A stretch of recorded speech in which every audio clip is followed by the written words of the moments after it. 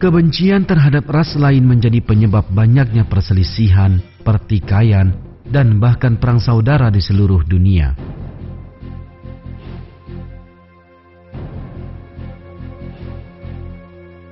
Rasisme atau permusuhan terhadap suku atau bangsa lain adalah sumber pertikaian ini. Mereka berpegang teguh pada keunggulan ras atau kelompok suku mereka. Orang-orang yang meyakini ideologi seperti ini akan memendam kebencian atas ras lain. Dalam pandangan mereka, perbedaan antar ras dan bangsa membenarkan terjadinya pertikaian dan persaingan yang memakan korban jiwa.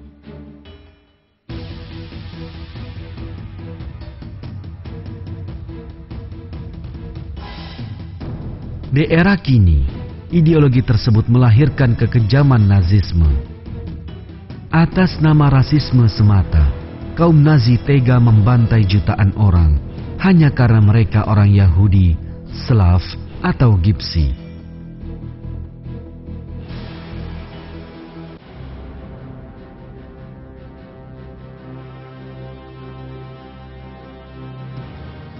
Tak ada tempat bagi rasisme dalam ajaran Al-Quran.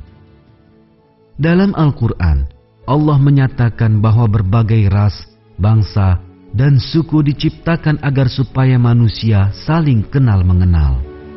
Orang beriman sangat faham bahwa ukuran kemuliaan manusia ditentukan oleh rasa takut atau takwanya kepada Allah, sebagaimana ayat berikut.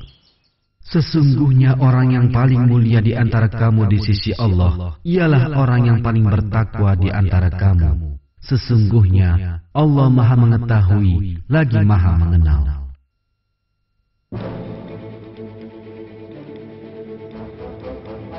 Bencana terdahsyat di zaman kita dimunculkan oleh sikap yang menganggap perbedaan ini sebagai pembenaran terjadinya pertikaian dan bukan sebagai sarana pertukaran budaya.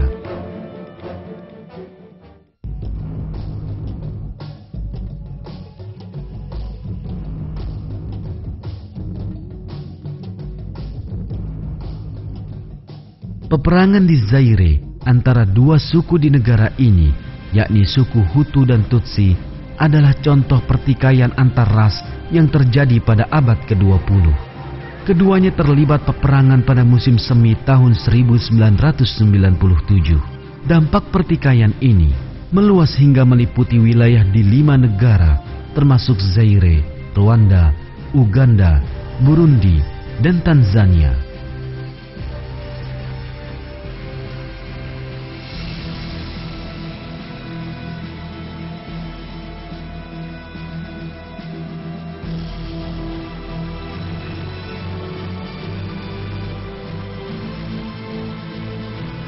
Perang suku ini mendorong terjadinya pemusnahan etnis yang menelan hampir 500 juta korban jiwa. Orang-orang tak berdosa dibantai. Hanya karena berbeda suku, bayi dan anak kecil pun dibunuh. Ribuan pengungsi mengalami penderitaan hebat di hutan-hutan. Dan akhirnya kebanyakan mereka mati karena kelaparan dan penyakit.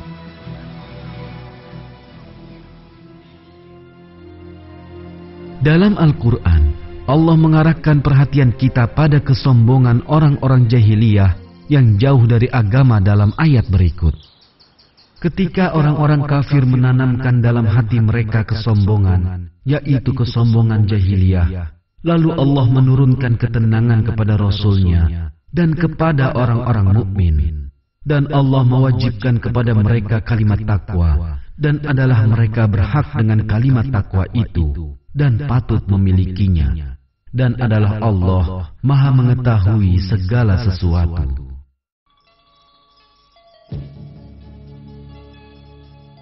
Gerakan rasisme yang tampak di seluruh dunia mengungkap wajah kelam ateisme. Kedamaian umat manusia hanya mungkin terwujud dengan menerapkan nilai-nilai Al-Quran dalam kehidupan di seluruh dunia.